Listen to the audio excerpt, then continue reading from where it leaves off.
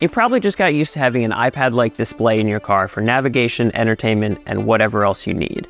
But Ford is already ready to kick it up a notch. The long-standing American automaker just introduced a brand new digital driving experience for both its Ford and Lincoln brands. And I'll be honest, it feels closer to the bridge of the USS Enterprise than it does to the dashboard of a family car. Let's get into what's new.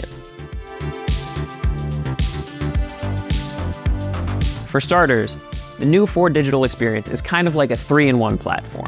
The primary Ford experience is Android-based, but Ford brought a lot of the development in-house to kind of fine-tune the experience. That means it'll run better on the central console, but also on the sweeping panoramic display that we'll get to in a minute. Ford's Android base also means that you can download and update individual apps through the Play Store right from the console of your car. If you prefer to control your car through your phone, Ford's new digital experience supports both Android Auto and Apple CarPlay, which means you have a lot of freedom with your operating system. Not only that, but it also supports 3 different voice assistants, whether you want Google Assistant, which is the default, Apple's Siri, or Alexa. And one of the main reasons for Ford's voice control flexibility is the fact that they want to make the entire experience voice first. It's easiest to deliver commands with your voice and activate your assistant with a press of the button on the steering wheel.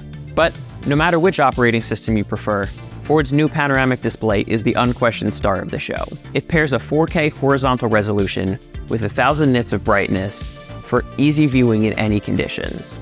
On top of that, it breaks down your information into 3 simple zones: Ford's Essentials, the supporting information, and the things you need at a glance. The essentials are just what they sound like: your remaining range, your speed, the temperature inside the car, and the other basics. Once you shift over to the supporting information, that's mostly just going to be your navigation panel. Ford dedicates a big section in the middle of its display to navigation, whether it's Apple Maps or Google Maps. Once again, Google Maps is the default, but if you open Apple Maps through CarPlay and start navigating, your car will automatically adjust to bring the map front and center so you have the most accurate directions all the time.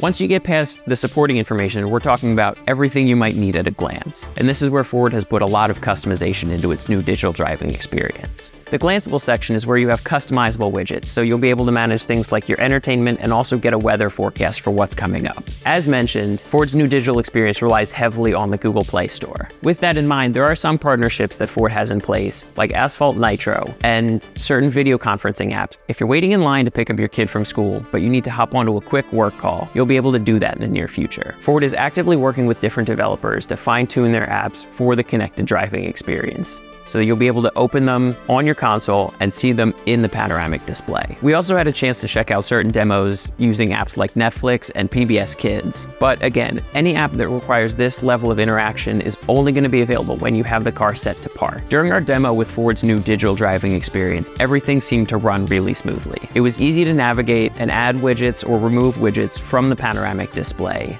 and the list of supported apps is only going to keep growing. In the meantime, you'll see Ford's new experience come first to the all-new Lincoln Nautilus in 2024, followed by other Ford and Lincoln models down the line. We're waiting for a little bit more information on exactly when it'll be available, but you can learn more down below.